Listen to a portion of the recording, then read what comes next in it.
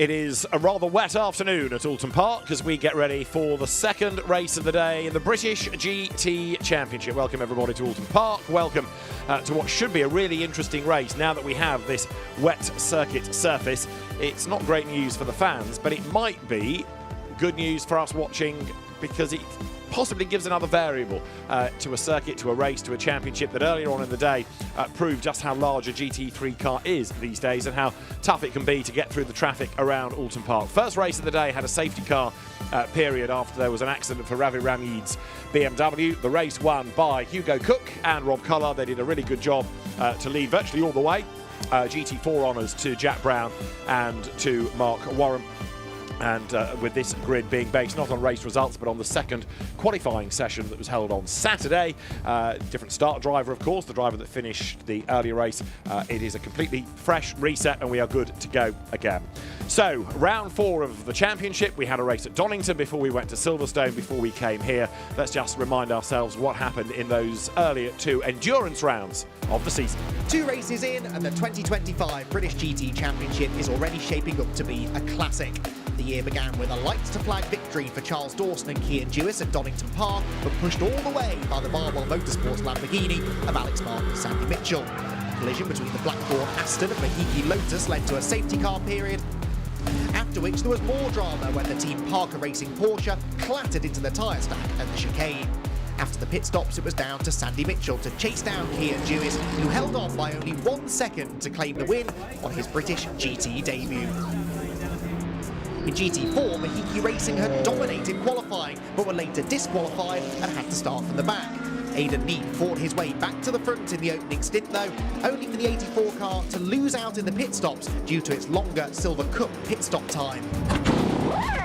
That allowed Optimum Motorsports McLaren to sail to victory in the hands of Jack Brown and Mark Warren, with Ravi Ramid and Charlie Robertson second for Century Motorsport, some 13 seconds further back. For round 2, we headed to the home of British Motorsport for the Silverstone 500. 3 hours of racing gave us a fascinating strategic battle across both classes in a race which saw Morgan Tilbrook initially claim the early advantage from pole position, chased closely by Kevin Say's 2C's Mercedes AMG. Darren Leung, meanwhile, in the guesting Paradigm BMW, pre-race favourite for many, was already trying to march to the front from 5th on the grid, and that car would be a factor all day. The 25 BMW, though, was not having such a good time of it, tapped into a spin by Andrew Howard at the loop. They weren't the only ones in early trouble, though, as mechanical issues for Mike Price put the Optimum Motorsport McLaren out of the race.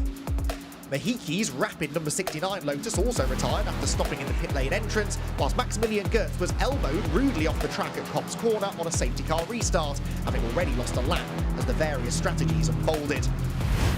Until this point, GT4 had been dominated by the 84 Mahiki Lotus, but suspension failure, whilst comfortably in the lead, took them out of the race, whilst heartbreakingly close to victory. The conclusion of the race was a real nail-biter, as Cian Dewis attempted to bounce back from a penalty and challenged Paradigm Competition's Dan Harper in the closing laps. He threw everything at it, but ultimately Harper managed to just about hang on to claim his second Silverstone 500 win by just 0.6 of a second.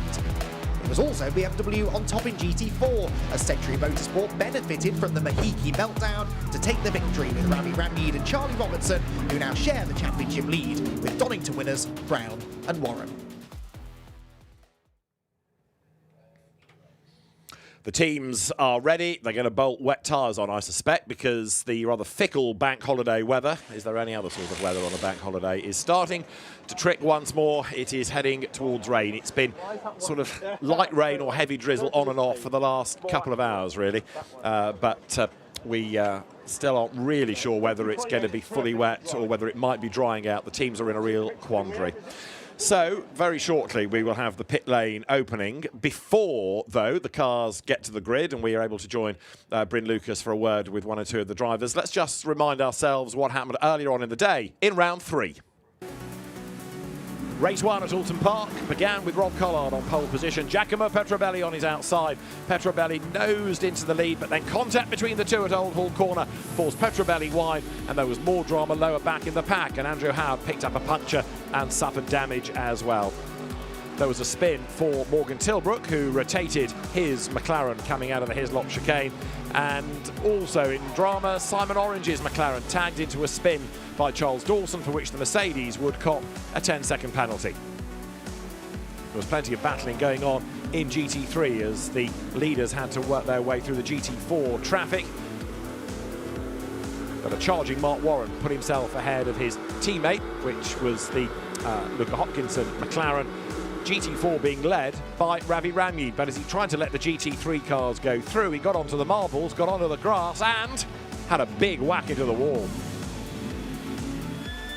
That triggered a full course yellow into a safety car. It meant that the GT3 drivers bailed for the pits, and although there was no real change in the order, it gave us Hugo Cook with Maxi Gertz right on his tail for the resumption of the race. Hugo Cook was able to control the restart. He was able to hang on to the advantage all the way to the end as Matt Griffin and Sven Muller battled. Ferrari versus Porsche, two great GT brands together. Harry George was taking over number 17, but the car got a drive-through for track limit offences, gifting the easier win to Jack Brown and Mark Warren in GT4, a second victory of the season. But a first win in GT3 for Hugo Cook, the first victory for the partnership of Hugo Cook and Rob Collard, and yet another win for Barwell Motorsport, who are all smiles after race one of the British GT Championship at Oulton Park. So then we are getting closer to pit lane opening for this second race. It's a busy timetable of racing here, so support races just having run a little bit late mean that we're a few minutes behind the original time at Oulton Park. David Addison and James Baldwin trackside. Others are getting a vantage point from totally different perspectives around Oulton Park. But James, this is one of the old school circuits. It's a real driver's circuit. It's fantastic, isn't it? For me, it's the second best in the UK, closely behind Brands Hatch. Both are proper driver's circuits, lots of elevation, lots of a mixture of corners, low speed, medium speed, high speed. It's got everything you want. As I said in the last broadcast, the mini Nordschleife, as I've heard it called in the UK. So the rain is sort of falling. It's not heavy rain, it's more light rain or heavy drizzle, depending on whether you're a glass half full or half empty kind of a person. And the teams, I suppose, really, before they commit to the grid, trying to work out, do we go wets and the track dry, or do we risk slicks and then the rain coming more heavily? It's a real quandary for the teams. It's neither one nor the other, really. It is. And for GT3, their pit stop window opens at 22 minutes. So that's what you need to get to. If you need to survive on those wets 22 minutes if it dries up, or vice versa on slicks if it gets wet. Can you keep it on the road for that period of time?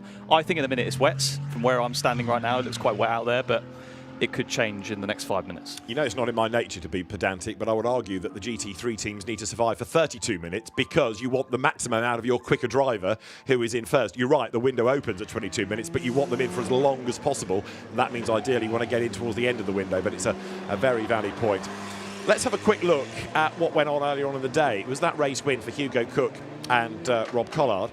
A lot of the story of that first race was down to the first corner, wasn't it? Because we had this clash between Giacomo Petrobelli and Rob Collard. They went toe-to-toe. Just talk us through this, James. The Aston of Petrobelli on the outside. Yeah, Collard got a bit of a slow start, and the Aston definitely got the legs on him into turn one, but because you've got the inside line, if you're Collard, you can just hold position. He's on the rubbered line, and he does show Giacomo Petrobelli the door quite aggressively. It was on the limit of being fair, but no penalty given, and that ultimately won him the race. Yeah, the Blackthorn Aston Martin team, of course, said, oh, foul, and Barwell Motorsport said it was all fine. No action has been taken, but I think on that, the drivers, the teams will agree to differ. They're making their way out on track. Now Johnny Adam at the wheel of it is that Blackthorn Aston Martin, and behind the Porsche of Sven Muller, the car that Nick Jones started in race one. Sven Muller racing at Oulton Park for the first time, and in the wet. Okay, he had a dry stint earlier on, and he was here on Saturday for qualifying, but he's going to be one to watch. That is Hugo Cook, the race one winner. The pole position car has just gone past the camera of Maxi Gertz, and that's Kian Jewis, who is going to start, by his standards, quite a long way back, only 9th after qualifying. Yeah, and today in this race, it's going to come down to two things. Firstly, how much experience does the driver have in the wet at Oulton Park? And secondly, how adaptable are they? How can they adapt to this sort of condition, having had a dry weekend so far for all 3 days, basically? Now, as you look there at the number 14, Chris Solkel, Brandon Templeton, Century Motorsport BMW, we are one BMW short, I'm afraid to say. Ravi Ramyid did a really good job for virtually all of his stint in race 1, and then he was being so polite getting out of the way of the GT3 cars. James, he ran wide, and this was the result. Huge crash, and I think it looks like he was slightly in his mirrors and forgot to keep the right-hand side wheels on the tarmac, and when you're on the rubber, or sorry, when you're off the rubbered line on the marbles, it's so hard to get it back because you just have no grip. So a really costly error that's stopped them racing in race 2. So really bad news for their championship. And yeah, I feel for him. And Ravi Ramyid is fine. We saw him get out of the car, but absolutely furious with the mistake made and the fact that there are no points to be scored in that race, and they can't race in this second 60-minute stanza because the damage is such not only to the front and the side, as you saw, but also it's tweaked the chassis a little bit. So although Ravi Ramyid is absolutely fine, the car rather less so. So we are short of a BMW. We also had a McLaren, the Ollie Webb, Andre Borodin car withdraw after qualifying day. But the field is still a hugely competitive one, and there is Maxi Goetz then making his way around to pole position.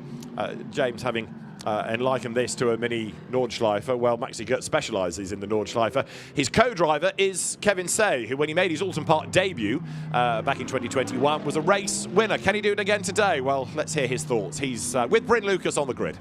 If he does, it's going to be in nasty conditions, Kevin. Looking out here, you've just said it's very cold. It is cold, it's a bit bitter, but it's also strange rain, isn't it? It's not really coming down hard, but it is definitely there. It is. I think expecting to be getting a little bit stronger towards the end of the race. So let's see. It's sketchy for the pros and even more worrying for the AM. So let's see. It'll be an interesting race. I'm sure tyres will come into it. Very quickly on the championship, when we look at GT3, no team, no driver pairing at the moment is really running away with it, and it's spicy for us to watch. For you, though, it's quite nervy. Yeah, it's great for the spectators, I guess, but we were very unlucky in Silverstone.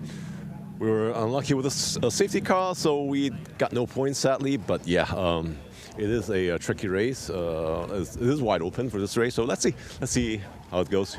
Very best of luck. Let's go for a little walk, shall we, then, and find some of the other drivers. Nick Jones, I can see, just standing next to his car with Sven Muller inside at the moment, keeping nice and dry. It's great to see the variety on the grid this year. And Nick is here without the brolly up, just making sure you're getting used to the conditions. Tyres is a big chat at the moment, Nick. What is the thought? I mean, you're on wets at the moment. We're going to go black round ones.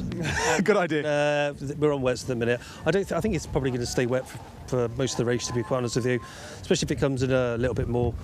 I don't know. You know, we're well set for it. Anyway, we've got a good car for the wet, so we'll just give it a go, see what we got.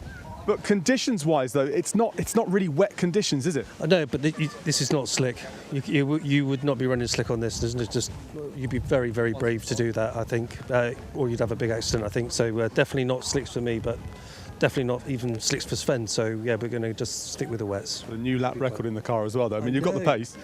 We've got a really good car for the wet, I think. So I hope keep raining, keep wet, and then see what we can do from here. I think Sven's hyped for it, so we'll give it a go.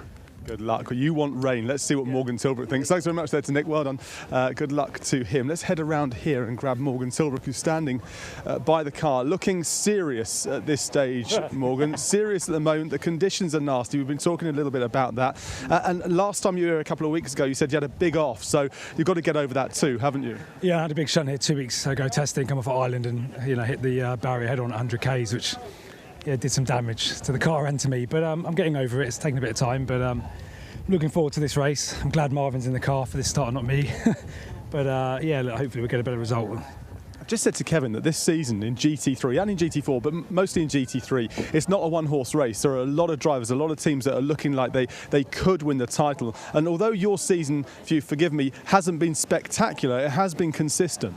Yeah, we had a good race at Donington. Obviously at Silverstone we're on for the win, but we got the red light in the pit lane that killed us. So we've done a few points in reality what our performance shows. Hopefully we can be a bit more consistent in the second race than the first race we had this morning.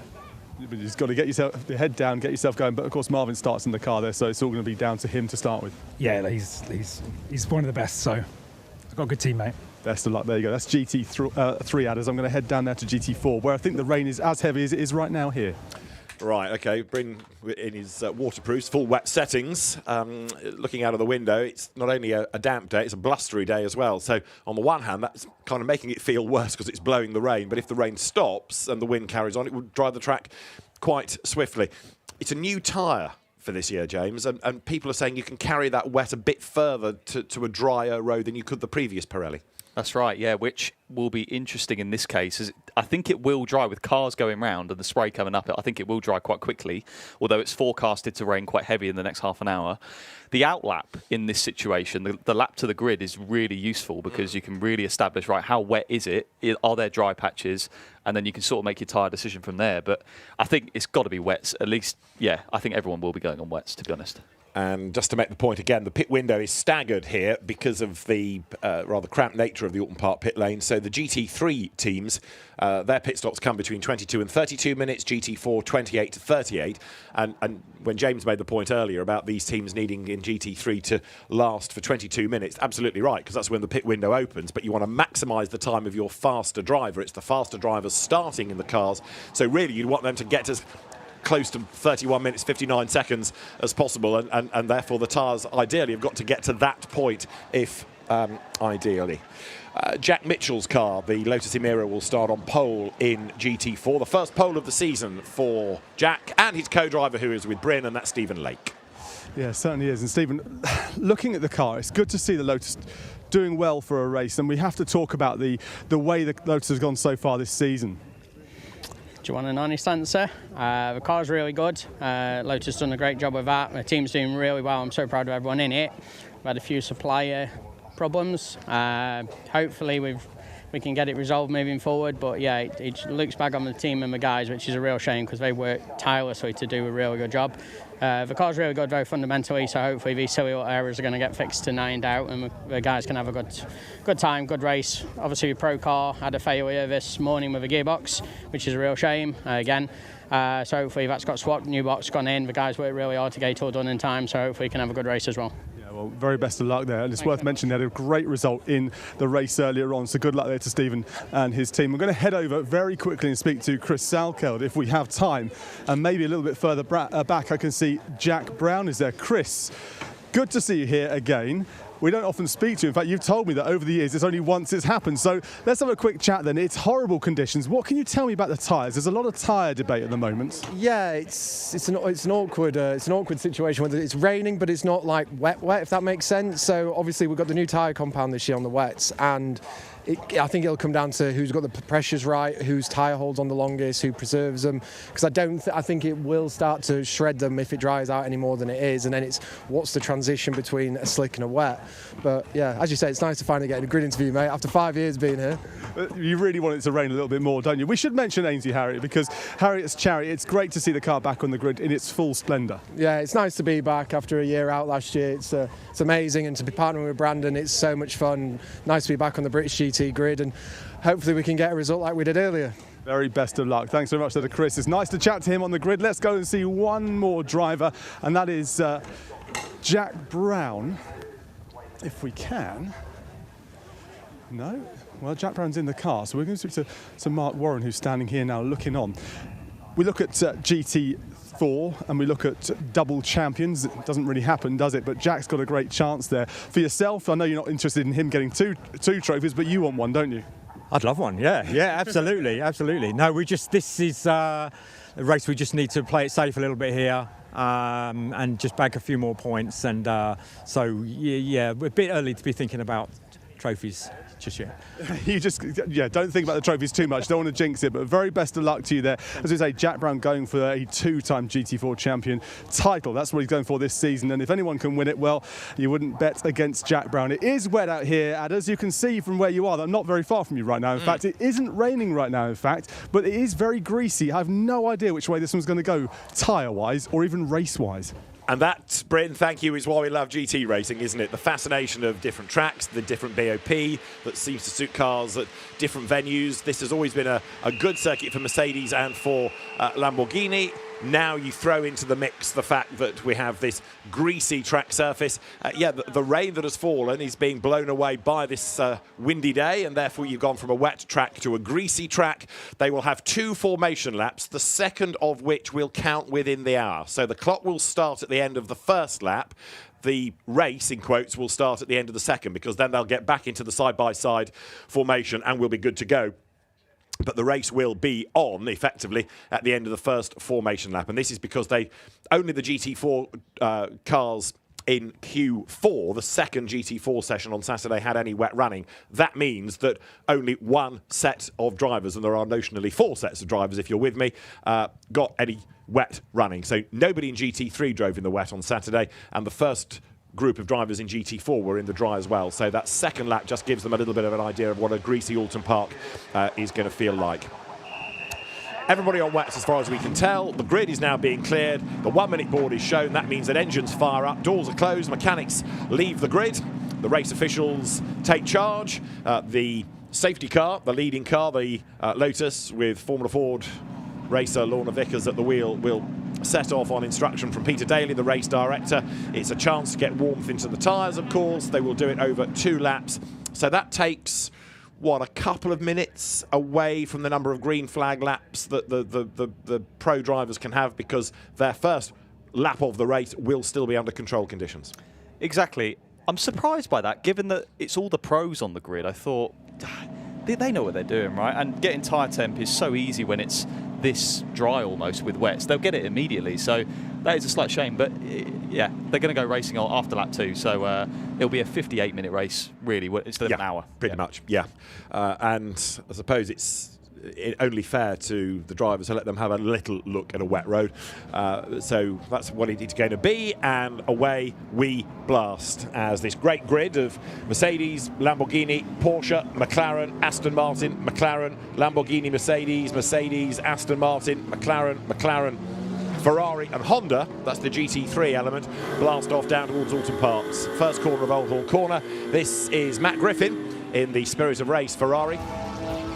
Let's have a look at the grid then, starting with our respective class pole position winners. In the GT4 Silver contest, it is Aidan Neate. In GT4's Pro-Am, and indeed overall it's Jack Mitchell. Silver Am in GT3 goes the way of Tom Wood, and the overall GT3 pole position, and indeed Pro-Am, that is claimed by Maxi Gertz. So let's put those into context. Maxi Gertz on pole position, Mercedes AMG factory driver, Lamborghini factory driver Sandy Mitchell for Barwell, sharing with Alex Martin alongside him. Porsche's Sven Muller third in the Nick Jones shared 911, and then McLaren factory driver Marvin Kirchhofer alongside him. Aston Martin factory driver, getting the hint here, aren't you? Johnny Adam, 5th on the grid. Marcus Clatton, 6th in the Orange Racing by JMH McLaren. 7th, race 1 winner Hugo Cook. And another local driver, Sam Neary, starting 8th ahead of Cian Jewis. And then Tom Wood in the Andrew Howard Aston that had a lap 1 puncture in the earlier race. Martin Plowman starting next on the grid with Callum McLeod's McLaren for company. Matt Griffin, good to have the Irishman back in the championship, is alongside Luke Garlick in the Honda. Then you've got Jack Mitchell and Aidan Neate locking out the front GT4 row for the Mahiki Racing Team. The third Lotus is next. Joe Wheeler starts. Brandon Templeton's Century BMW is next ahead of Jack Brown and Harry George. We lost, of course, Ravi Ramyud's BMW with its race 1 crash. We lost the car in the hands of John Curry and Phil Keane at a Spa track day in the week that was damaged, and sadly isn't here either. So we're a little bit down on numbers in GT4, but it's going to be very competitive nonetheless as the cars then now turn their way out of the right hand of Lodge Corner. From GT3, Andre Borodin and Ollie Webb's McLaren withdrew after FP2, which is a shame because it was good to have more McLarens on track. So the clock has now started, the race effectively on, but we're not yet under green flag conditions. They will come at the end of this next lap. But as I say, this all counts within the hour. Track surface a bit hard to gauge. Certain patches looking wetter than others. Turn 1 looks like it's getting dry, and I think we'll see, because it's not raining at the minute, I think we'll see a dry line appear in the first 5 minutes of the race. So yeah, it's going to be very easy for these wets to overheat, and when they do, the tread blocks get so hot, it's like driving on jelly, to be honest. But yeah, these are the pros. I'm sure they'll deal with it absolutely fine, and all they need to do is get 22 minutes into the race, and then they can box and put slicks on, providing it doesn't rain anymore. Now 69's already in the pit lane. Now that is the Stephen Lake Jack Mitchell pole position GT4 car. Is that a roll of the dice to put slicks on? Let's find out. Bryn is down there. Lotus pit stop. Bryn, what's going on? Yes, indeed. Number 69, as you were saying, into the pits, onto slicks, and I'm standing just in front of the Barwell garage, and I can tell you they're readying themselves for slicks as well. So it looks like it may be drying enough for them to move on to those slicks imminently, if not next lap. Okay, so everybody went onto the grid on wets, but 69 Lotus then going on to slick tyres. We'll wait and see what Barwell do. If you're going to do that change, then better to do it as soon as, I guess. But the danger that the Lotus has is that it goes a lap down here, so they need to get the number 69 Lotus out of the pit lane as quickly as possible, because you can see we're nearly towards the end of the lap. Just to go back to that grid, Jack Brown and Harry George, I talked about being on the back row of the grid, they did not get enough timed laps in the qualifying session. They both recorded a time, but you have to have 2 timed laps, and because of the changing conditions and then changing tyres, they didn't have time to do the 2 timed laps. The cars then are coming down towards the end of the formation lap, and the number 69 Lotus is being held at the end of the pit lane. So number 69 is going to, there it is, it's going to go a lap down here. So the plan to change the tyres, it has not worked because they didn't get out in time. The cars then now making their way up through Lodge Corner, the Lotus being held at the end of the pit lane. All eyes on GT3. And is anybody going to bail for the pit lane? They're not at the front, certainly, because the lights go out and Maxi Gertz blasts away, being hustled along by Sven Muller. They both get up the inside line. Sandy Mitchell on the outside, fending off Marvin Kirchhofer as they go around Old Hall for the first time. It is a greasy circuit. The GT3 pack safely through. It is Gertz leading. Here comes Mitchell back up the inside of Muller for second place, and he's done it. Really nice move in the Lamborghini. Oh, Muller had such a good start, but because it's wet, Sandy had the wet line, which just gave him P2. So, and big contact with these cars in front approaching Island Bend. You're on board with Matt Griffin as Maxi Gertz comes through Island Bend. He's the pioneer then on this first race pace greasy lap. The GT4 cars behind them being joined now by Jack Mitchell, who is that 1 lap down, as round the outside goes Cian Jewis in the blue and pink Mercedes, looking for a way ahead of Callum McLeod. The race leader is Gertz, second is Mitchell, third is Muller, fourth is Kirchhofer, in fifth it's Johnny Adam, in sixth is Clutton, seventh is Sam Neary, and Sven Muller touching the grass there as he ran a little bit wide, coming out of the Britain chicane, and also doing a bit of weaving to get more warmth into the tyres. McLeod on the inside line in the green. McLaren gets himself up ahead of Cian Jewis again as they come through the chicane. It's a pretty frantic first racing lap. We're seeing a lot of different racing lines right now, aren't we? Just everyone's sussing out where is the grip, and interestingly, it was a cleaner start in the wet than it was in race 1 in the dry. So right. Very impressive driving. Yeah, fair point. You could argue that's because you've got the pro drivers in there, but different track surface totally. So yeah, good point. Gertz leading then. Maximilian Gertz, former single-seater racer. He's been a GT stalwart for well over a decade, mainly for Mercedes, and he leads Sandy Mitchell, then Sven Muller in third place as they come down towards Lodge Corner for the first time. It's still a bit heart in mouth on chilly tyres. They've not yet fully got up to operating temperature. There's a big battle going on there at the foot of Deer Lead, as into the pit lane has come Hugo Cook. So number 1, Hugo Cook has bailed for the pit lane, and that car then now to go on to slick tyres. So they need to keep it on the lead lap. That's the big point in all of this now, and the team goes to work. This is not the regulation pit stop, this is an extra stop, and they're hoping that the road will dry out quickly enough to let them buy back the time they lose right now. And that's the thing, that they still have to make another pit stop. So the amount of time they're going to have to gain with this strategy call is going to be insane. But listen, it's a long race, and these sort of races can go either way. So Silverstone was a race of strategy, and there were 5 or 6 teams who probably left Silverstone thinking they could have won that race. So this is going to be one of those races, I think. So the cars then currently working lap number 3. Jack Mitchell is on a big mission in the Lotus, the GT4 car that is on slick tyres. We'll see what Hugo Cook's lap times are going to be like. At the moment, they're lapping in the 1:40s and up on this damp surface as they drop down towards his lots. There's Callum McLeod again looking for a way past Tom Wood and getting involved with Cian Jewis, who gets elbowed out wide. The bite a bit there because McLeod has got damage. I think he's picked up a puncture. He lent on the Mercedes, and Callum McLeod being a little bit over defensive, you could argue. Well, he's come off worse. Yeah, he squeezed the Mercedes there, so I think that's totally on McLeod, to be fair. And Yeah, he's got a rear left puncture, so that is not ideal for their race. But yeah, Gertz has absolutely bolted, isn't he? He's rapid in the wet. And these conditions are perhaps favouring him because you need all of that experience to really get your head around them quickly. Jack Mitchell's sector times on slicks better than the GT4 cars on the wet, so the tipping point seems to have already come. But Gertz leads the way now by a second and a half from Sandy Mitchell. Another one for the pit lane. You can see in the background coming into the pits. It looks like it might be the Nearys. It is. So Sam Neary in to go onto slicks. Others being careful here and thinking, no, let's just stay out. But others rolling the dice earlier. So that's going to, of course, put number 1 of Hugo Cook a bit further down the order. After his pit stop, we're getting a replay of Callum McLeod. He took the inside line, moved back to the outside to get the line for the corner. But Jewis was already there. Yeah, I mean, where was Jewis meant to go? You know, clear cut that one, isn't it? I'd be amazed if McLeod doesn't actually get a penalty, which is salt in the wounds because he's got the damage and he's the one that's suffered there. But that is how it goes sometimes. And it's under investigation. Yeah. And there is the car then into the pit lane, or will be into the pit lane. We've got 88 in as well now to go on to slicks, another of the Mahiki Lotuses. So all brakes are on fire on the Neary Merc. Yep, you're right. So Callum McLeod is limping round with this puncture. The only saving grace for McLeod is they could use this forced pit stop to put them onto slicks, but depends whether he's picked up any more damage. Hugo Cook is doing purple sectors on slick tyres. So straight away the road is dry enough for slicks. No question about it. Hugo Cook is doing absolute best in the sectors. Back on board with Matt Griffin, and he is getting himself onto the back of Cian Jewis now as they head up towards Druids under the trees. Might still be a bit damp there though, a bit sketchy.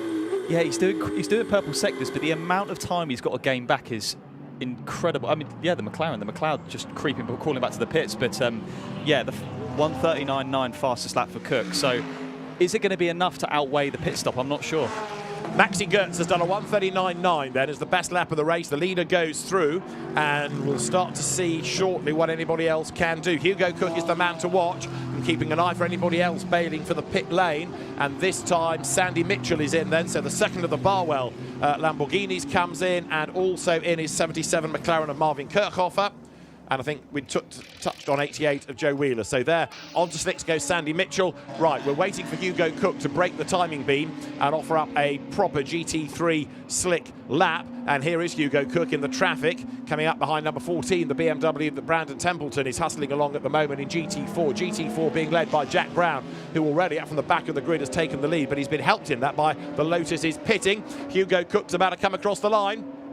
And as he goes through, that lap is a 1:38.2. He's already faster than anybody else on wet, so it's already a slick circuit.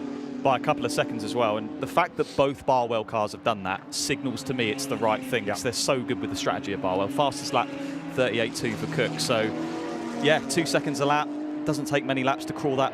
Yeah, it's a tough one to call at this stage, to be honest. And potentially they can now run Hugo Cook longer to the end of that 32-minute maximum drive time that is allowed, yes, whereas if you're on the wet and you're trying to nurse it to the window, you'll have to come in early because they'll be shot, so they can get the most out of their quick drivers here.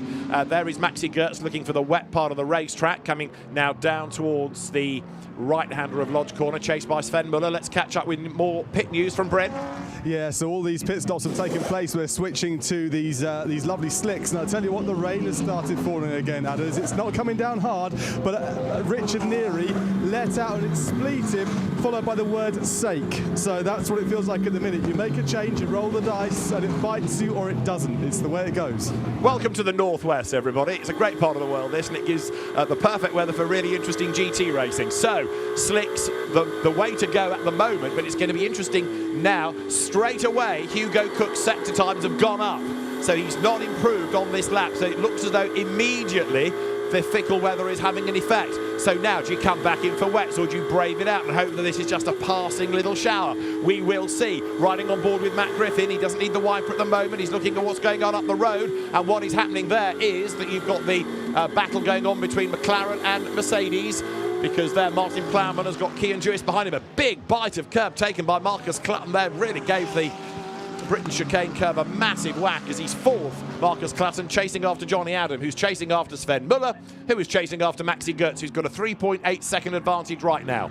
The rain seriously coming down now, and you can see that the cars on wets, and now the wets are overheating, they're moving around a lot under braking. If you watch Maxi Gertz in the final corner under braking, the car's like sliding front and rear axle. It's crazy to watch, but the tyres should come back to him a bit now. Now the rain's coming down harder, so yeah, rough for the guys who went to slicks. Yeah, it is, isn't it? And now Matt Griffin with the wiper on, so that wasn't happening earlier on in the lap. It is now.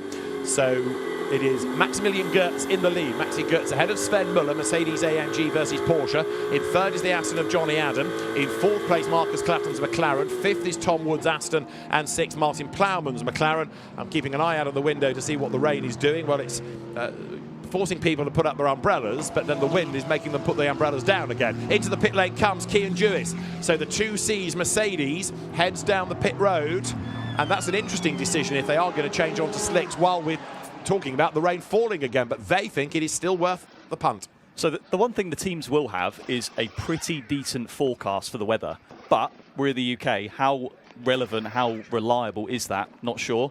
And the rain is coming down even harder now, so I'm not sure why they're going to slicks, but maybe they know something we don't.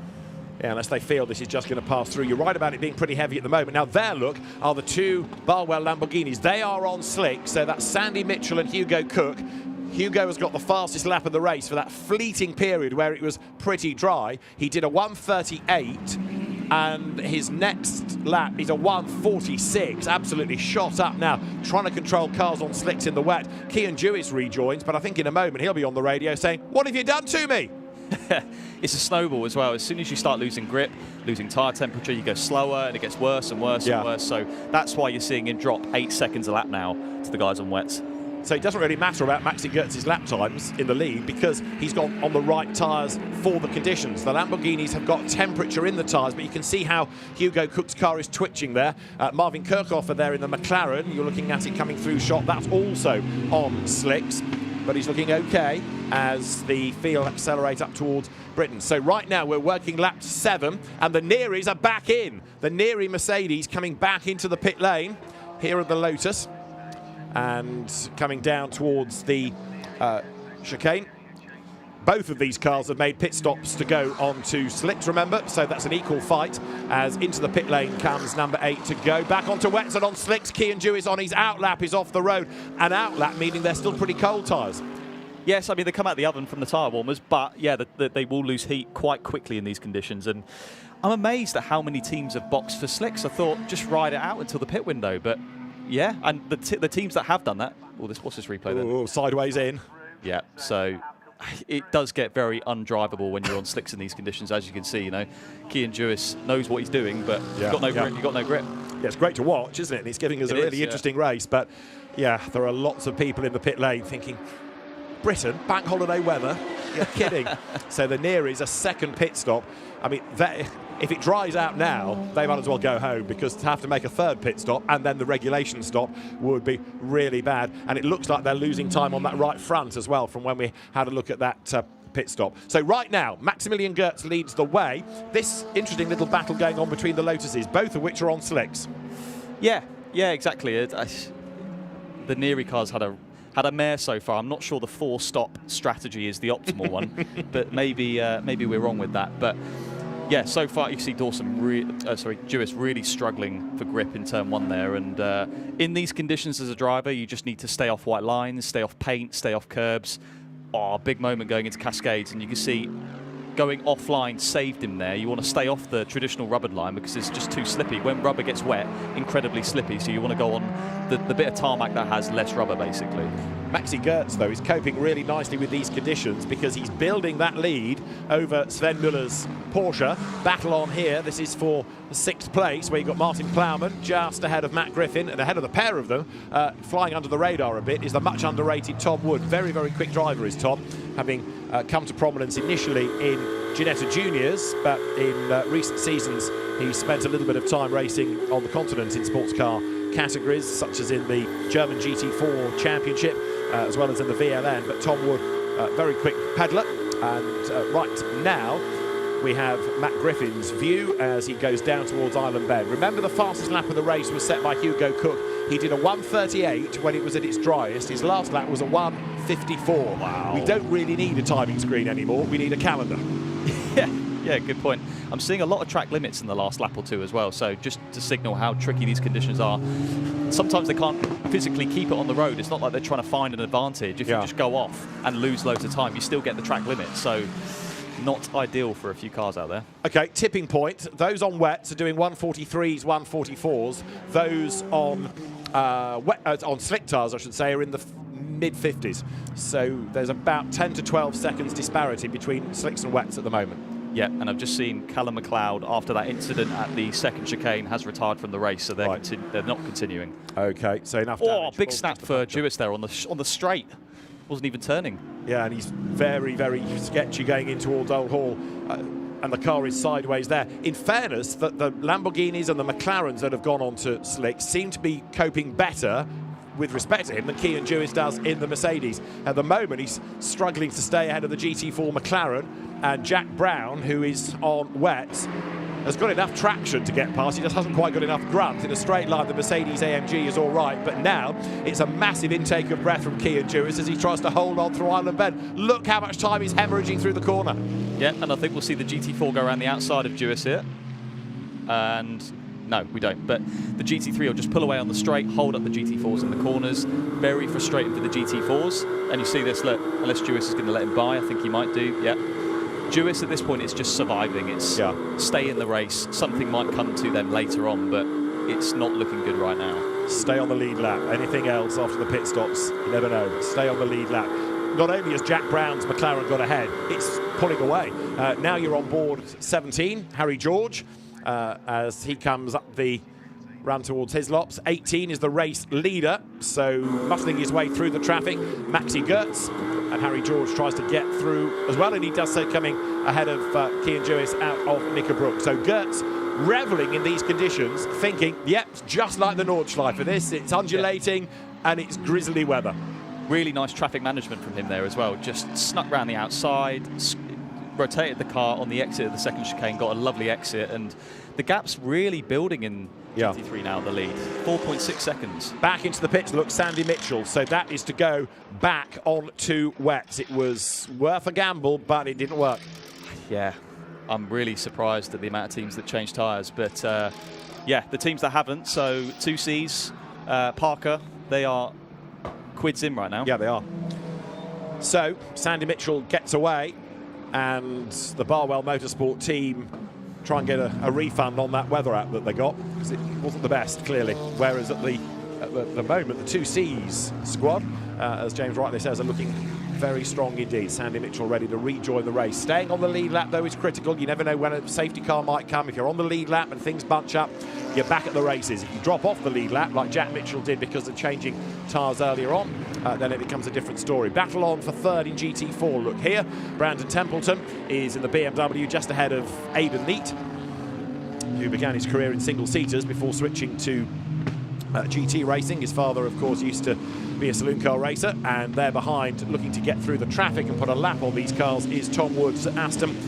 Going better than it did in the first race when it picked up a puncture and some damage on lap one, dropped a couple of laps, and Tom Wood is just ahead of Martin Plowman as they get into Britain's. Good battle this between the two British brands, and you've got the Ferrari charging along behind in the hands of Matt Griffin, swatting aside the traffic as he comes out of the chicane. Yeah, and the Lotus got a bit of a side swipe there from, I think that was Plowman, and the McLaren just gave him a little nudge going into the first chicane. Maybe you didn't see him there, but yeah, all good, no damage.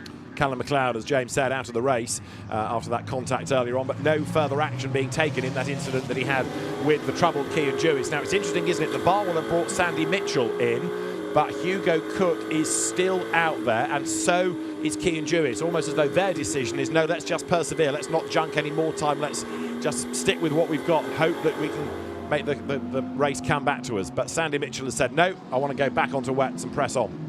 Yeah, and on that onboard there with Matt Griffin, you can see him really hunting for the grip, going wide at Druids, getting the car to rotate offline, and then getting a straight exit. There's Jewis really struggling, look, as he tiptoes his way up Deer Leap. Now, we've been talking about this pit stop strategy. Mark Lemmer of Barwell, he has a big say in why they went on to slicks. Let's hear his thoughts. He's with Bryn. Yeah, roll the dice, see what happens. Hey, Mark, it's one of these tricky ones out here because it's raining, it's not raining, it's raining, it's not. You did the same thing with both cars. Yeah, probably the mistake was probably doing the same on both cars, but it's one of those ones, 0 to 0. You know, it's, on the radar it's so patchy, and it was showing coming in very light. The circuit was obviously dry, but yeah, then along came some rain. So in hindsight, obviously the wrong choice, but we re-rolled the dice. But there's still some difficult decisions to be made now as the pit window opens. So. It looked good for one lap, didn't it? And you've got one car still out there on maybe the right setup. Who knows? Thanks very much, though, Mark. No problem. So at least Mark can laugh about it. Drivers might not do. While that was going on, you saw the spin for Brandon Templeton's BMW. He is back in the race, albeit having lost time. And this is the onboard. James, just talk us through this. Yeah, I haven't seen it, but let's see what happens. So he's offline behind the Mercedes, who's struggling obviously on slicks. And does he get clipped from behind there? Sounded like there was a whack, didn't it? Yeah, so doesn't look like it was his fault. And yeah, the audio would suggest he got a massive whack from the rear. Yes, I can't think of any other reason why that sound effect would have been there. So I agree, contact from the back. Maxi Goetz then, race leader. Dare one say revelling in these conditions as Rob Collard gets ready to go in his stint. So it is Goetz ahead of Müller, 4.5 seconds Mercedes to Porsche. And then in third place, Johnny Adam, who is a further 6 seconds back. Marcus Clutton is in fourth place. And there you've got 18 Mercedes, then the race leading car, with Sandy Mitchell already starting to pick off places overall. And they did keep that car on the lead lap. So we've had the first 22 minutes of the race. A lot has happened, a lot more still to happen. And the pit window is now open in GT3 as number 69 Jack Mitchell goes deep and lets the Porsche of Sven Müller go by. Right, okay. GT3, if you are on wets, do you want to stay out to the end of the maximum time available for your quick driver, or get in now and do a tyre change? I would suggest we're going to see these drivers staying out, because wets is still the way to go. There's no need really at the moment to squander the time that your faster driver can have behind the wheel. I think you should be a strategist. That's what I would do. I think staying out, let the weather suss out what it's going to do, and that's the safest call. I think if you box now to gamble on slicks or gamble on wets, in 10 minutes time it might be raining or not raining. So long this out. You've got your pro in the car, so they know what they're doing. Yeah, I'd be amazed if anyone boxes immediately, to be honest. But it has stopped raining now. And for now, indeed. But the question is, when you get to the end of your 10-minute window in the pits, what do? Do you stay on the tyres, or do you roll the dice and change? And that's another reason why you want to be in late, I guess, because you don't want to be the first one to blink. You want to see what all the other teams are up to. It's going to be really interesting, this. Race leaders currently on lap 14. Maxi Goetz ahead of Sven Müller. Never thought I'd be talking about Sven Müller at Oulton Park, but it's great to have all these factory star names coming into British GT year after year. 6.5 seconds is the gap Goetz to Müller right now. That's Johnny Adam third, Marcus Clutton fourth, and he's got to pick his way up past Jack Mitchell. Jack has family in this part of the world, so it's a kind of home race for him as the McLarens get themselves together. But 77 and Marvin Kirchhofer, remember, is a lap down, so he's not really fighting for position. Kirchhofer is another one, is he not, that's on the slick tyre, so that's why he's dropped away. This is interesting to see a quick slick against a quick wet, but there's no contest at the end of the straight. Yeah, obviously that's not a reflection of Marvin's pace or ability. He's just on the wrong tyre for the conditions. And if I look at the gaps, P1 to P7, 23 seconds. So it's just right on board, because not only is there the view out of the screen, but look at all the data on the dash as well that the driver has. Yeah, and you can see a lot of wheel movement, just signalling how little grip there is on those overheating wets. But still, you'd rather be on wets than slicks. Now, battle on here. Plowman, Wood, Griffin, and then behind them is Cook. So Hugo Cook's lap times might be improving a little bit now that the rain has stopped. Going to be interesting to see the yo-yo effect of Hugo Cook's lap times as down towards his lops they come. So at the start of this lap, Hugo Cook was busy chasing, and he's running with the traffic right now. So Griffin comes out of Knickerbrook corner, accelerates up Clay Hill. So Martin Plowman is 6th, Matt Griffin is 7th. And as they get up towards Druids, this is 84 Lotus. Is that looking a bit smoky at the back? That is Aidan Neat's car. Oh dear, that's very smoky at the back. Another mechanical failure, it looks like, for the Mahiki Lotus team, which has been the story of their season, really, isn't it? They've been rapid, wet and dry, but just no reliability. Now, Maxi Goetz leads by 7.1 seconds. The one thing we haven't yet really touched on is the fact that that car, by being second in the first race, has a 7-second compensation time in the pit. So he's just tipped over that. So in other words, Kevin Say should be able to bring the car back into the race still in the lead. And he would have known that, so I think that's why we've seen him absolutely bolt off in this first stint, leaving no margin, absolutely on it. And an unbelievable stint. To put 7 seconds on Muller, who's in a Porsche in the wet, I'd say that's a pretty decent job, to be honest. Yeah, and the flip side of this compensation time coin, Hugo Cook, remember, at the moment, lapping slower than others because he's on the wrong tyres. Which is the GT3 Lamborghini that's got the 10 seconds as the race one winner? His car. So it's a double whammy. They're losing time now by being on the wrong tyre, and then you're going to lose another 10 seconds in the pit stops. Not good, and I think my prediction at the start of the day of 2 Barwell victories is not going to happen, which I'm gutted about. But so's Mark Lambert. Yeah. Yeah, get your coat. Down towards Hislop's comes Matt Griffin, staring at the back of the Aston of Tom Wood, who is staring at the back of the McLaren of Martin Plowman. The GT3 teams have yet to serve their mandatory stop. We've had pit stops, yes, but no mandatory stops. They're all going as late as they can, with the possible exception of the Team ABBA Racing Mercedes, but that comes in a somewhat lethargic way, suggesting that that's a problem and they may not be going back out. Yeah, one thing we might experience here is because the GT3s are leaving it to the end of the pit window, we might see a lot of GT3s and GT4s in the pits at the same time, which would be extra chaotic. Oh, good. So let's see. Maybe the GT4s will long theirs out to the 38-minute mark, but let's see. Yeah, the similar situation in GT4, isn't it, where you've got a Pro and an AM format. You'll want the Pro to go longer, but if it's a Silver Cup car, but then potentially, yeah, there might be that overlap with the GT3s, as you say. Yeah, and it's a shame for the Century 14 BMW who spun earlier, because championship-wise, with Ramyeed and Robertson out of the picture, it's a big opening of the door for them to gain some points on them. So sure. We understand from Bryn in the pits that Mahiki are hoping it's just a inner arch that is rubbing against a tyre causing the smoke. They won't know until they get the car into the pit window. Right. Then they'll have a look. So they're trying to wait it out for the moment and then see what work needs doing when the car makes its mandatory pit stop. So the GT3 pit window, 22 to 32 minutes, and it's still an open window at the moment, with none of them having come in. Yeah. Let's have a quick listen in to 97 Tom Wood's radio in the Aston Martin. There he is. Look, Tom Wood running 6th. Let's just eavesdrop for a moment. Keep giving me feedback, Tom. Yeah, it's not raining at all anywhere. Still damp through turn 13 and turn 14. Everywhere else is getting drier, apart from Charlotte. So the feedback that Tom Wood is giving to the team is, of course, so that Andrew Howard knows what to expect when he's in the car, but also so the team knows what to do on the pit stop. Do they get slicks ready? Do they not? And at the moment, it's a really tough call. Hugo Cook on slicks, lapping still in the 46s. That's a sad sight as the Mercedes is taken away. It's still a track surface. Oh no, maybe not. Hugo Cook's last lap of 41.3 on slicks. Maxi Goetz a 41.1 on wets is now very, very close to being slicked again. Yeah, it seems like 141 is the tip over point, but I was actually going to say before the team radio, I'm noticing all the cars on wets are sliding around more because it stopped raining, and then there's literally no rain coming down right now, so it really does dry up on circuit very fast.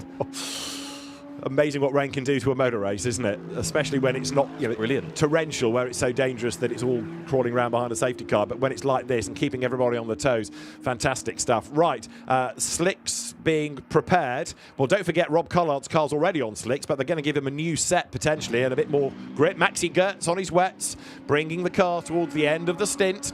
GT4 pit window is open, so we'll have a busy pit lane because everybody leaving it late. Let's see what Goetz does. Does he box this time? Does he come in with half an hour to go, half the race remaining? He might squeeze one more lap out of the stint before he needs to put Kevin Say, the Hong Kong Macanese driver, behind the wheel. That is a very big gap that he has now pulled. Maxi Goetz ahead of Sven Muller. Sven Muller doesn't know Oulton Park as well as Maxi Goetz, but he's only raced here once before, Maxi. 7.9 seconds now is the margin between them, as into the pit lane comes Johnny Adam, into the pit lane comes Marcus Clatton. So there, the regulation stops. Now, what do they go on to? Also into the pit lane comes Marvin Kirchhoff to give way to Marcus Clatton. Let's see what they ask. Got to be slick. It's got to be slick, surely. Yeah, there's no rain coming down. I think you have to have the approach, put the right tyre on for the current condition, and it looks like slicks. And it's the crossover point. Yeah, this is going to be carnage. Cook's actually the fastest man on track, or he was last lap, not this lap. But yeah, it's got to be slicks. So down to the pit lane, the majority of the field have come. Goetz and Muller going one longer lap. So there is Sandy Mitchell strapping Alex Martin into the car. Now remember, that went wet onto slicks and back onto wets. It needs to go back onto slicks now, doesn't it?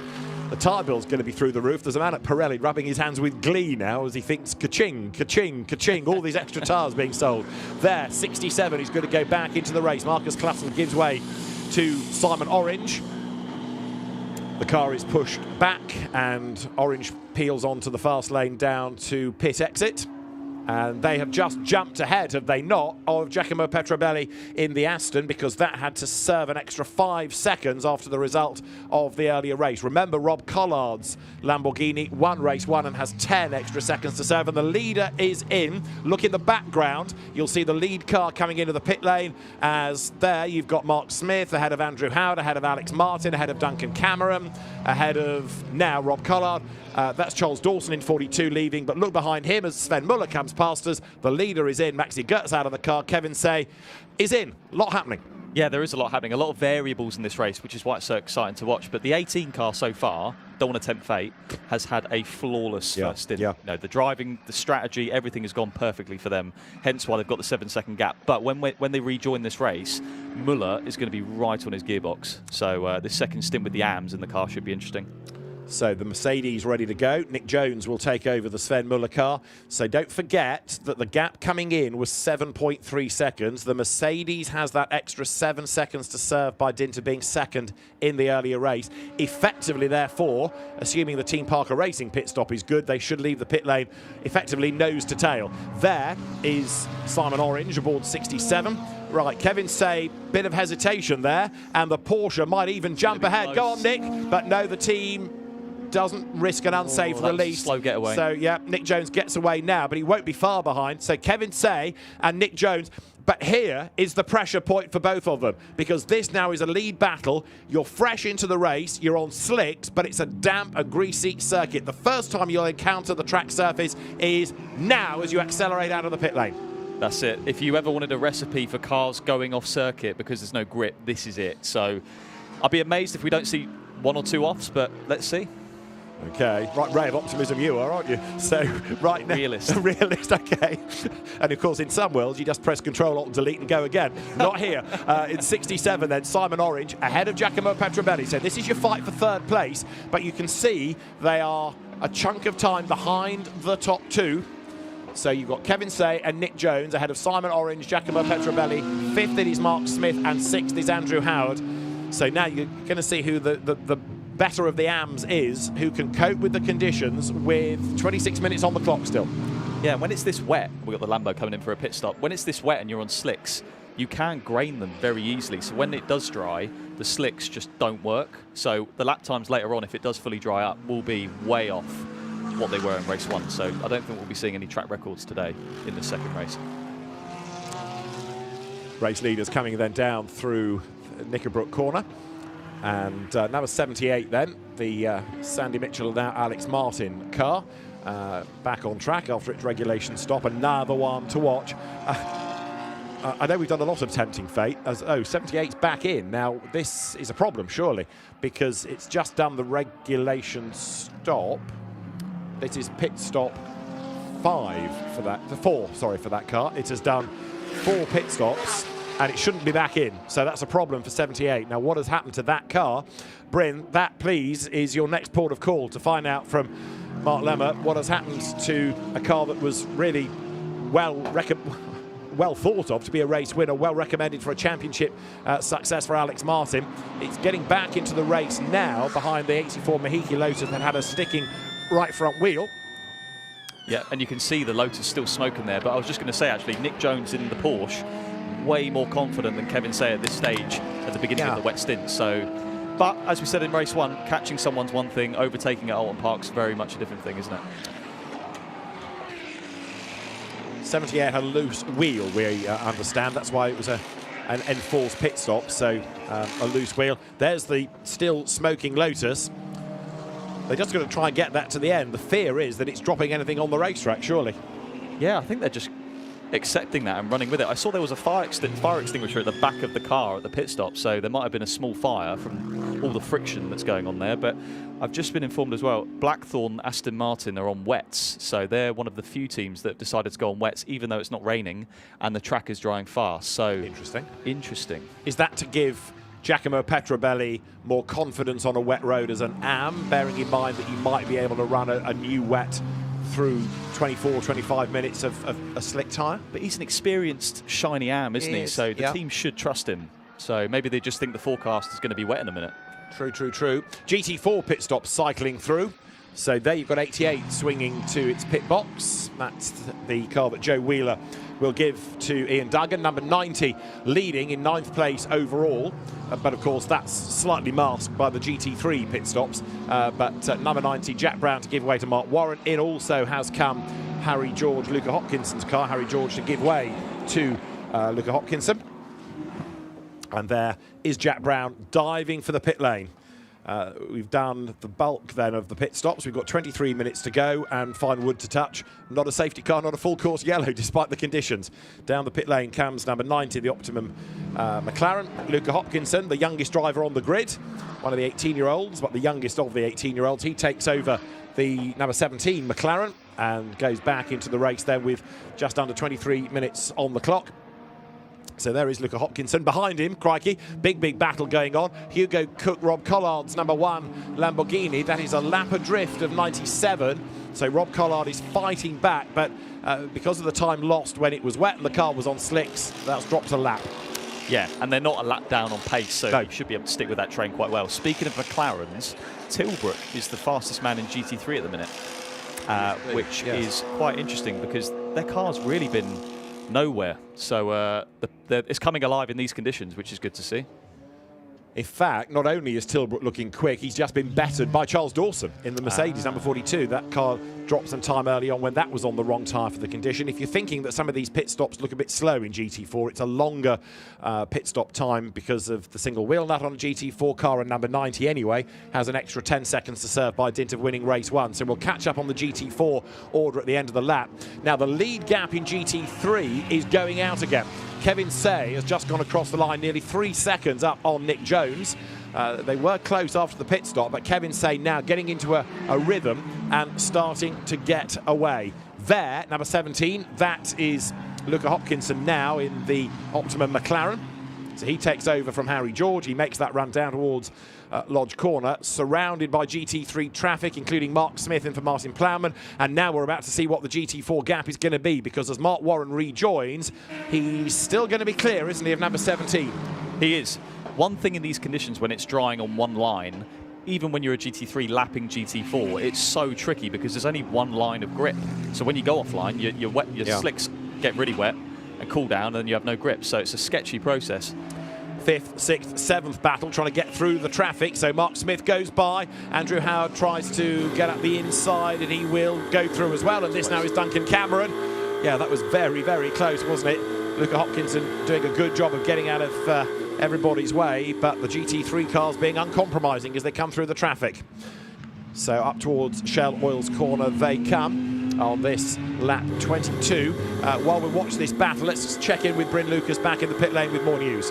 There's so much news, isn't there? Well, I've just watched a Mahiki pit stop, and you're saying how long it takes in GT4 because the extra wheel nuts. Well, the 84 Mahiki car had a real problem getting the front right off to such a degree that the engine bay caught fire, so they had to put a little fire out in the 84 car. Because of that delay, they did get the car out in the end, but it wasn't ideal. And talking about not ideal, they've had to retire due to a brake issue. We saw the brake catch fire during their pit stop earlier on for a tyre change. That caught fire. they couldn't sort it out and they had to retire the car. Disappointing. Okay, thanks, Bryn. So at the home circuit, Team ABBA Racing, Mercedes AMG a retirement. This is Duncan Cameron at his home circuit, the Merseysider, coming up through Druids, where he sees ahead of him there Andrew Howard getting just a little bit offline. Yeah, you can really see the lack of grip as a guy on slicks with a effectively damp track, and they're way off where they should be in the dry. Just to give you a sense of how little grip there is out there, they're probably about 6-8 seconds off, so that's a lot of time. So a lot of drying still needed to be done out there. Morgan Tilbrook has just done a lap half a second shy of the best lap of the race of Hugo Cook from earlier on. So they are now starting to get to that period where it was just about dry earlier on, as here being held up a bit by Mark Warren is Mark Smith in number 9 McLaren, so he's caught the GT4 lead car. Andrew Howard, the oldest man on the grid, whisper it, 61 years of age, but still an inveterate enthusiast, is the ice cream magnate. He drops back from the McLaren in the traffic there, heading up now through that left of Island Bend, and Andrew Howard thinks about a move on the inside going up towards Shell. You're looking there at number 17, which is Luca Hopkinson. So he is chasing after the number 90 McLaren for the lead in GT4. Yeah, and Howard's just been mugged there, actually. I think he got caught out by a GT4, and that was for position, actually, between Howard and Smith. But yeah, Howard's now down in P8. The car that has got past him is Alex Martin, but he's 2 laps down after the 4 pit stops that car has now made. You've got the Ferrari ahead there of Duncan Cameron, but again, that's not for position. 78 is not on the same lap as the cars that it's trying to get past. So Duncan Cameron here, if Spirit of Race, the team operating the car, are on their toes, they'll say, that, right, let him go. That's not your battle. Sandy Mitchell, Alex Martin's car is on a different lap. Let him go. Stay clear of any potential dramas, and yes, Alex Martin goes thundering by. This is now damage limitation. He's out to salvage points, but look, as the GT3 traffic is coming through GT4, Mark Warren has been reeled in, has he not, by Luca Hopkinson now. So the 2 McLarens are almost nose to tail for honours in GT4, dropping down to Lodge with just under 18 minutes to go.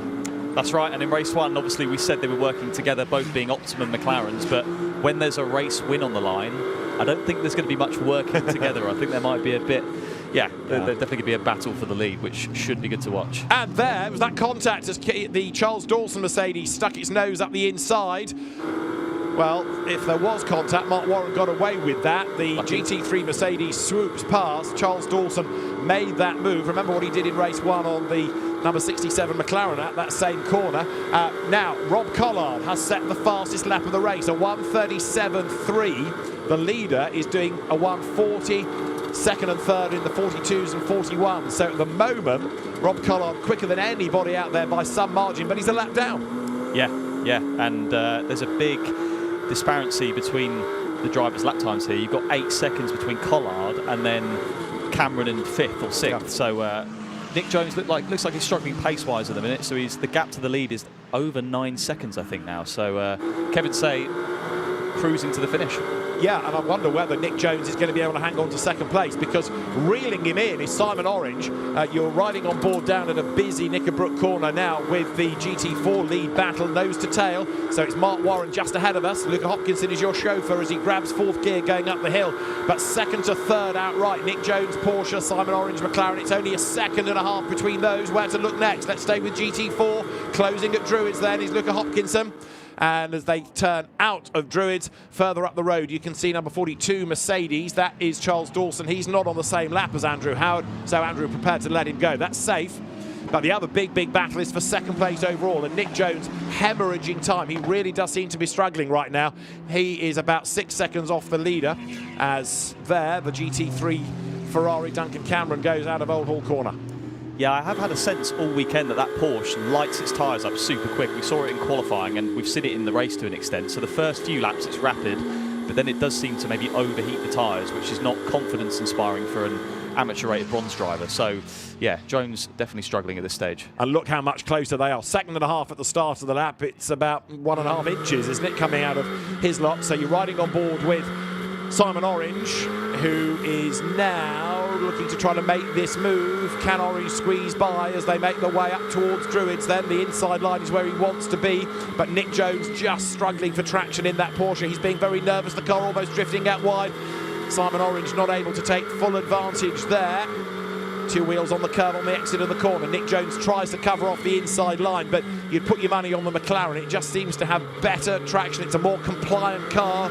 The slightly nervous-looking Porsche hangs on a position for now, but Orange comes then out of Deer Leap, lines up for a move on the inside at Old Hall, thinks better of it. Nick Jones for the moment hangs on to the place, but that Porsche does not look comfortable. Yeah, it doesn't look like a balance issue, it just looks like a lack of grip front and rear. So Jones, I think this is inevitable that the move's going to get done at some point. You can see him breaking offline, trying to cool down the tyres, but you can see they look just a bit of a snap on exit, and now Orange has got a run on him going into Island Bend. And there's also that Lotus up the road as well. But yet, through on the inside goes Simon Orange, who really has come on a pace as a GT driver over the last couple of seasons, benefiting from that tutelage of Marcus Classen, who is another much underrated campaigner as well, the man from Oulton, Marcus Classen, who did the first stint in that car. So Simon Orange doesn't just get past the Porsche, he gets away from the Porsche. And the next man that might come up to have a go at Nick Jones would be Giacomo Petrobelli. We've got a new fastest lap, Morgan Tilbrook. McLaren clearly coming alive in these conditions, and I thought Orange was going to get compromised there by that Lotus, but he lived to fight another day. But yeah, I think that 4.9 second gap from Petrobelli to Jones is going to come down very, very quickly. Possibly so. You saw just going through the shot the charging Rob Collard, but the frustration is that they're a lap down. This is GT4, they're still nose to tail. Mark Warren ahead of Luca Hopkinson. Don't forget, although this is the lead battle in GT4, each within that division are leading their classes. That's a Pro-Am leader ahead. We're leading the Silver Cup within GT4, so they get points for that, but each combination of driver wants to be the winner outright in the GT4 division. So down towards his lots, Mark Warren doing a good job of hanging on in there to that class lead. Yeah, I'd be interested to hear if Optimum maybe had thought about that. Both going to get class wins. Let's hold position and bag those wins. So maybe that's what's happened, maybe not. I'd hope not, so we can see a race. But the thing is, when you're in the same car as someone in front of you, it's even harder to overtake because they have the same strengths, the same weaknesses as you do. So to actually make that move is even trickier. You're looking here at the fight going on for 6th, 7th and 8th, where Mark Smith is keeping at bay Duncan Cameron, who is keeping at bay Andrew Howard. Duncan Cameron and Andrew Howard, both old stagers of British GT. Duncan back after many, many years away, tries to make his move out of Deer Leap against Mark Smith, but he had to dodge around that Lotus. So Mark Smith, the American driver in the McLaren, hangs onto the place. Duncan Cameron goes a little bit deep into Old Hall, and does that give Andrew Howard a chance to challenge in the Aston Martin? Not quite. Down towards Denton's they go, then into the left of Cascades. Just 12 minutes and change on the clock right now. And of the three out of Cascades, Andrew Howard's Aston looks the quicker, also looks the wider though, as he uses quite a bit of the curb. Yeah, I know we just complimented the McLaren in these conditions, but Smith is struggling. He's 8 seconds slower than Tilbrook on the last lap, so really, really struggling. Maybe he's completely overheated those wets, and he is the cork in the bottle for Cameron and Howard.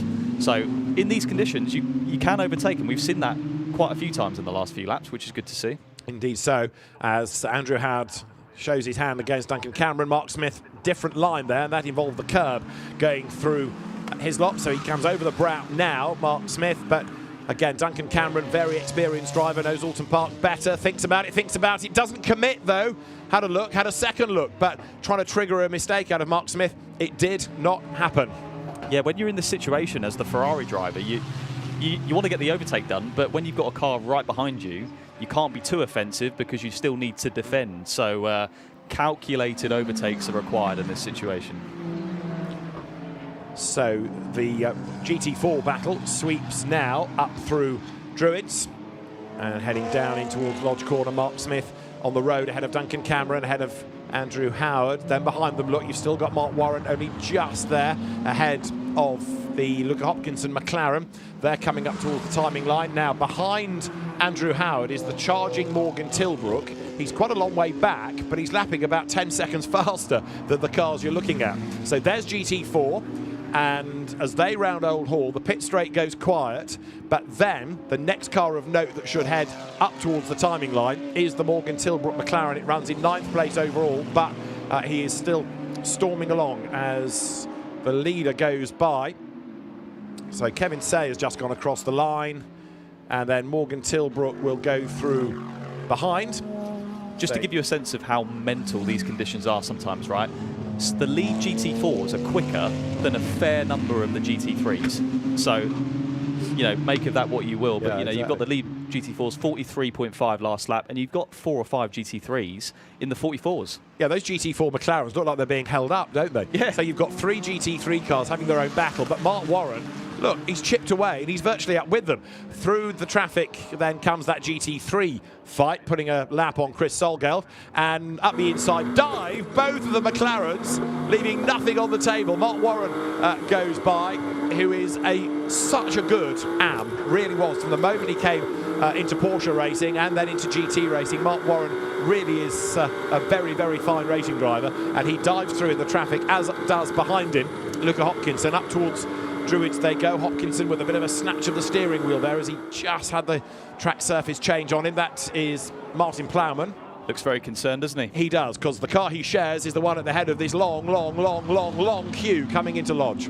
Yeah, and you saw there that the lack of grip in that GT4 was wild. I do get the feeling that the Optimum cars are holding station. I don't think they're going to battle. Championship-wise, it wouldn't make sense. But let's see. Yeah, agreed. And the last thing that Optimum needs, indeed drivers, indeed paying customers need, is to tangle and go off the road. It's all a bit different here, though, where you've got different brands, different teams. So Mark Smith ahead of Duncan Cameron, ahead of Andrew Howard. Up the road, we had that change for second place, but Kevin Say's lap time's now good enough to carry him further away. For third place, they're now nose to tail. P1 to P2, 40 seconds. Yeah. It's monster, isn't it?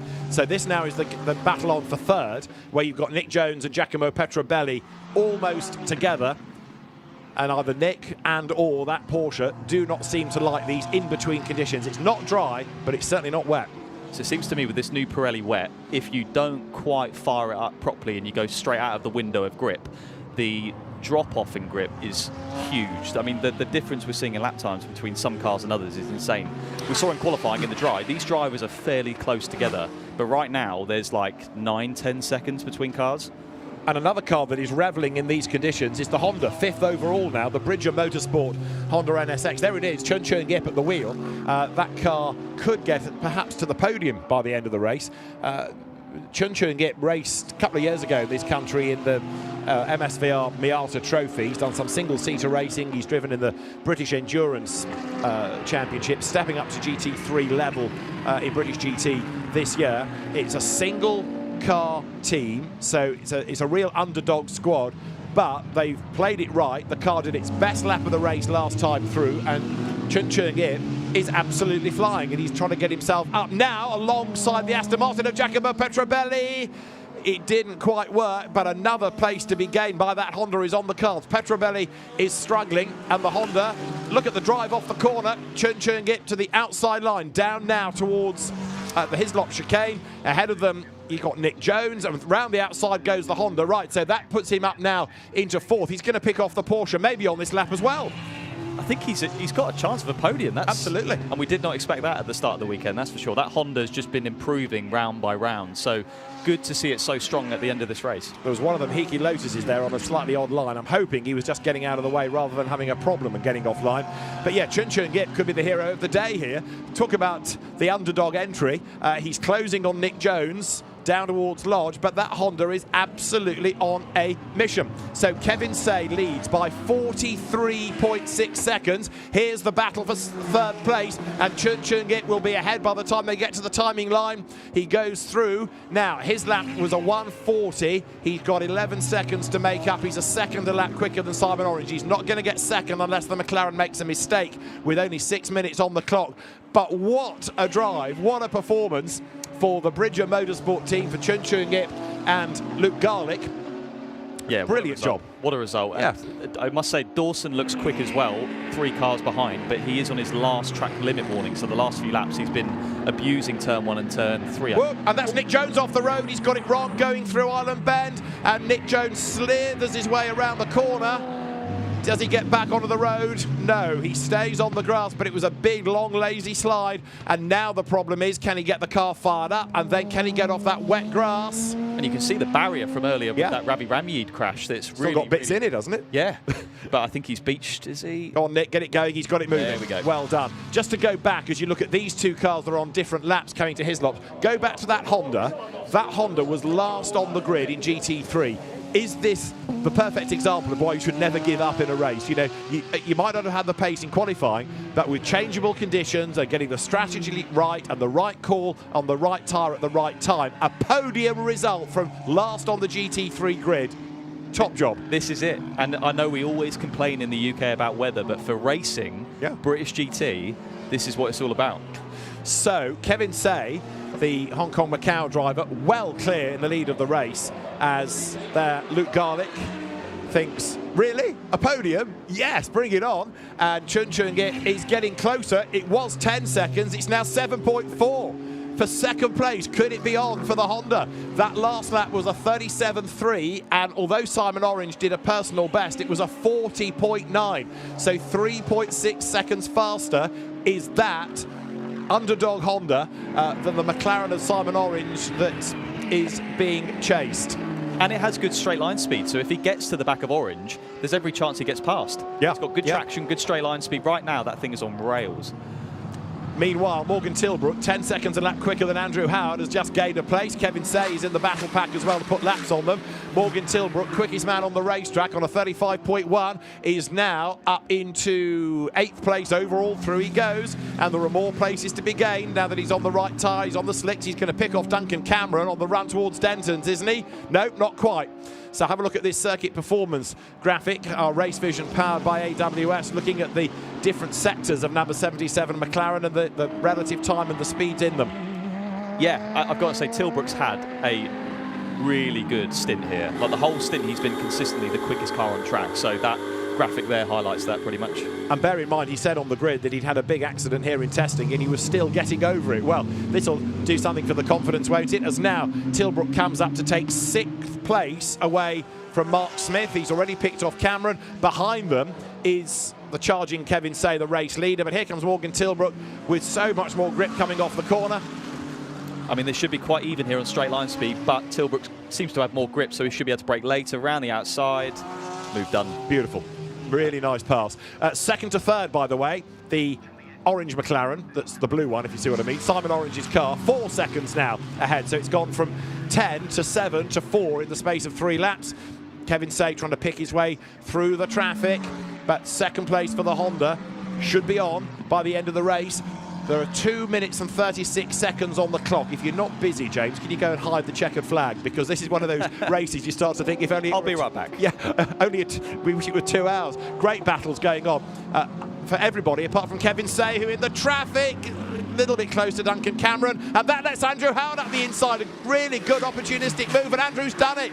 Andrew Howard goes ahead as they come up Deer Leap over the timing line into 8th place. Goes the Aston. Kevin Say starts lap 34. He is miles up the road, absolutely. This should be the penultimate lap, and no traffic in the way of Simon Orange, so that is working in his favour, but the Honda's catching him fast, so... Yeah. And there they are. There's the McLaren. That's a lapped Lamborghini, I think. It is, and there's the Honda behind it. So this is what we're looking at for second place with 2 laps to run, looking at the clock. So at the start of this lap, it was 4 seconds, and Alex Martin is in number 78 Lamborghini. His last lap was a 37, so he's quicker than Simon Orange. Alex Martin should be able to jump ahead, and that then leaves the way clear for Chun Chung Ip here to make that move. Chun Chung Ip over the line in the blue Honda. As I say, it's a real underdog, underfunded effort. And Luke Garlick looking pretty pleased about third. Well, it might be even better. Could be second at the way that he's going. Looking back here from Simon Orange's McLaren. Orange being pressed by Alex Martin, who's trying to unlap himself. The Lamborghini comes up the inside. Look at the Honda. Look how much bigger it is getting in frame, because it's getting closer, closer, closer towards Island Bend. The gap at the start of the lap, second to third, was 1 second. Now, it needs to get past this Lamborghini, or the Lamborghini needs to get past the McLaren. Right now, defending from that Lambo is the best opportunity, but Alex Martin lets the Honda go. He gets the call on the radio. You're not in that battle. Let that quicker car go. Right, it is game on for second place coming up towards Hilltop. The move might happen right now. There's the Honda up the inside. They're going to be dead set level. No, not quite. Simon Orange just able to defend, coming down towards Hislops. Chun Chung Ip goes just a little bit deep, but it is when, not if, the place changes. Could come up the hill. It looked like he was going to let him go, but it's just the straight line speed of that Honda is just so good. So 1 lap to go, 1 and a bit laps to go. I think this could be on, maybe into one of the chicanes, maybe even into the last corner. Kevin Say's on his last lap. These two for second place have yet to start it, but they're not far off as they get up through the traffic once again. What a race it has turned out to be, and in tricky conditions, the fact that we haven't had really any drama in terms of spin, certainly not a single full course yellow nor safety car, is testament to the drivers and how well they've respected the conditions, as now it makes the move. Over the line they come. Simon Orange defends the inside line. Chun Chung Ip to the outside. Look at that little inset picture. That's Luke Garlick peering into the distance, then back to the monitors to see what's going on. Come on, he's looking at his phone, looking at the footage there, looking at the timing data. Are we going to see a change for second place on the last lap? Kevin Say is heading to the checkered flag. He leads by 46 seconds. And we're about to have the change, are we? To the inside line goes the Honda. The McLaren defends. Simon Orange, I tell you, he's got pointy elbows. Goes a little bit deep into Island Bend. What a battle. If you're the Honda team, you need to strike while the iron's hot. You've been nowhere all season. This is your chance for P2. But at the same time, you don't want to jeopardise a podium. So there's just a straight line speed. I think, honestly, into the last corner, that McLaren's in trouble. Let's see. Here they come out of the chicane. In the meantime, Kevin Say is going to win race 2. Kevin Say and Maxi Gertz win at Oulton Park in a wet-dry race, but in the end, it's a dominant driver. Delighted Maxi Gertz. They take their first win of the season. It's another victory for 2Cs. The GT4 leaders go across the line where Jack Brown and Mark Warren win. Coming into Knickerbrook for the last time. You're on board with Simon Orange. Chun Chung Ip is right there behind him in the Honda as they make that climb up Clay Hill. He's done such a good job, has Chun Chung Ip, of getting up with the McLaren. Is he going to be denied second place? It looks like he is, because there's only really one corner to go, and Simon Orange has defended magnificently here.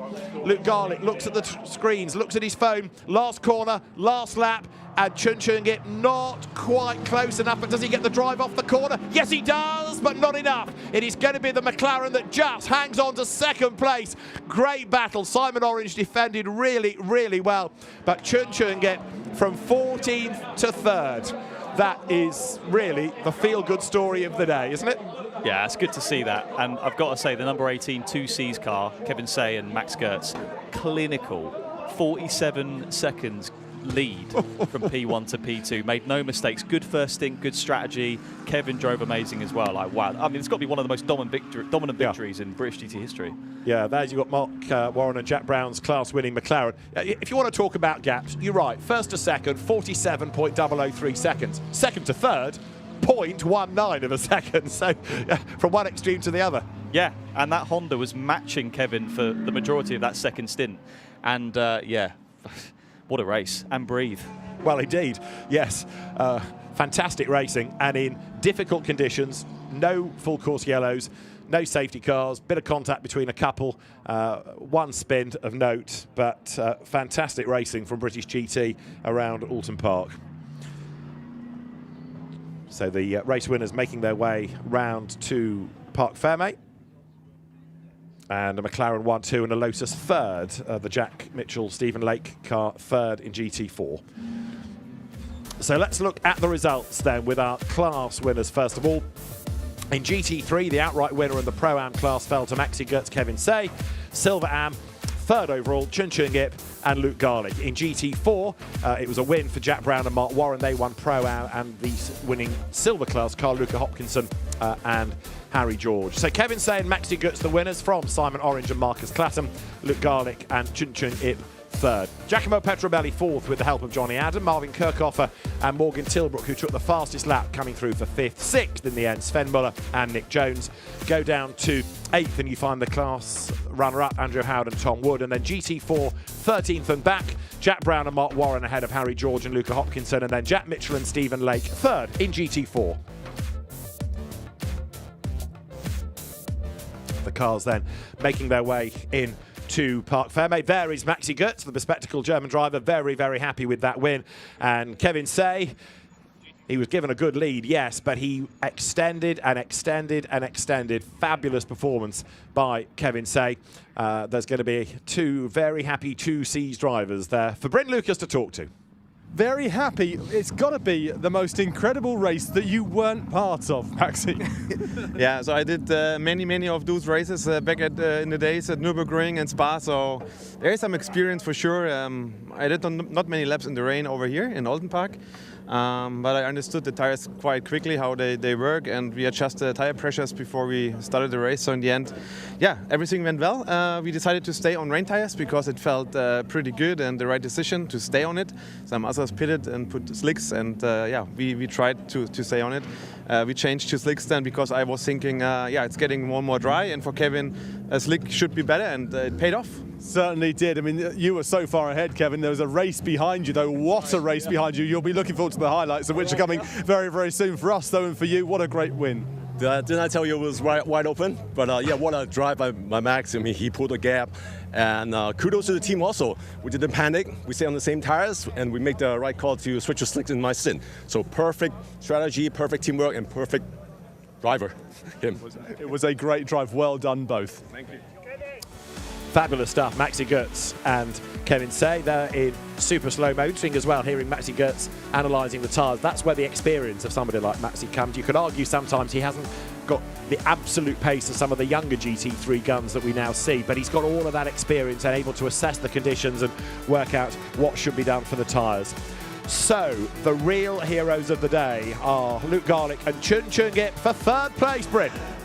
Well, Chun Chung, what an incredible witnessed. Oh, thank you. It was majestic. I mean, the way you reeled in P2 and almost got P2 as your teammate comes along right now. Your thoughts on what we just witnessed there? I love Johnny. I've always said I love Johnny. Generally, what a race. Most entertaining race I've ever been a part of. I cannot thank Johnny enough. I'm lost for words, out of breath, everything under the sun right now. I never thought this would happen, but I know it's a bit cliche, but to be on an overall podium and winning class, that is something. I think 3 more laps, you might have won it. Well done. Thank you. Thank you. All smiles, and deservedly so. And that, great to see. Big, big hug between the two of them. Chun Chung Ip, or Johnny, as you gathered, he's been sort of westernised as, and Luke Garlick. So they win in Silver Am, and that great last stint by Chun Chung Ip, bringing the car home for third, and a 10th down on Simon Orange. Right, it's another win in GT4 for Mark Warren and for Jack Brown. Doesn't matter what penalty is applied to them in terms of the compensation time. They come out on top yet again, Bryn. Yeah, I think the other drivers are going to want their ball back soon, because you two seem to be winning. I mean, it's first or second, and mostly first. Oh, that was intense, though. I've got to thank the team and Jack for putting me out on slicks. It was the right call. I had Luca behind me the whole race and some GT3s that were, I think, on wets in front, so it was the most intense. I don't know, it felt like 300 laps. It was probably only about 20, but yeah, crazy. But you're showing your great pace. It's not often we get to see GT4s going toe-to-toe with GT3s and, you know, beating them in some cases. Yeah, no, there's a couple of GT3. There's one GT3 which was on the slicks, which we had to overtake. But yeah, you know, what a great weekend for us both. Thank you, everyone at British GT, Optimum, and obviously you, Mark, as well. Done a great job today. So it's not very often you can win 2 races on a weekend like this. It doesn't happen. So. Negative, of course, is Spa. You're going to have maximum pit stop compensation, but don't worry too much about that. Go and celebrate. Well done. Thanks, cheers, guys. Cheers. Thanks all. Cheers. And Spa is the next stop. A very much different circuit in terms of width, but still with lots of undulation in the silver competition.